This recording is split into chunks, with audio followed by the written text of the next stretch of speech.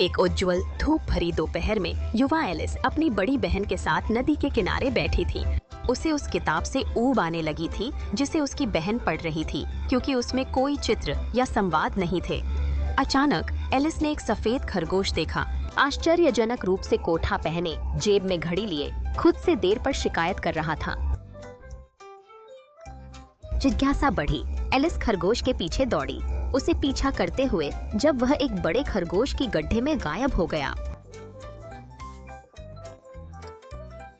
बिना कोई संकोच किए वह उसके पीछे रेंग गई और खुद को एक असामान्य रूप से लंबे और अजीब सुरंग में गिरते हुए पाया।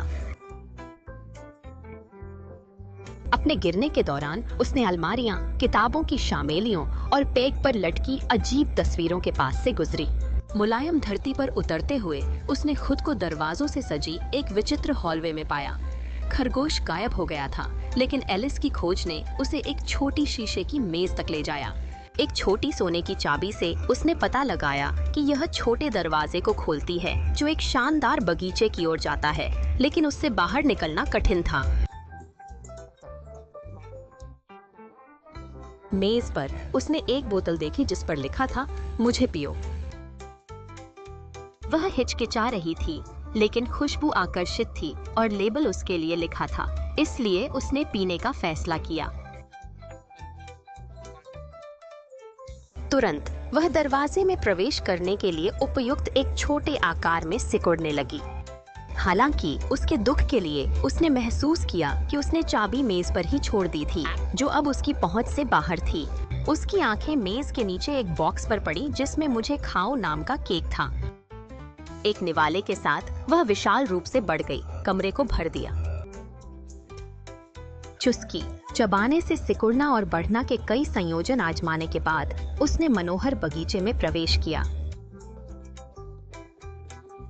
वहां उसने वंडरलैंड की पागलपन वाली दुनिया का सामना किया। बगीचे में एलिस ने कई विचित्र पात्रों से मुलाकात की। वहां हंसमुख चेसियर बिल्ली थी जिसका सिर शरीर कभी गायब हो जाता था, जबकि एलिस को सलाह देती रहती थी। मैड हैटर्स के दिखाई देने में अनंत चाय पार्टी में वह पागलपन में डूब गई। एक जगह पर शांति से बैठ नहीं पाई।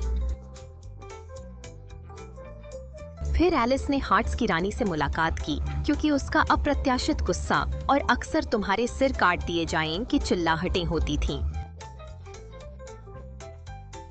अपनी क्रोधित होने के बावजूद एलिस ने उसके साथ क्रॉकेट खेला, जीवित फ्लेमिंगो को मालेट और हेजहॉग को गेंद बनाया।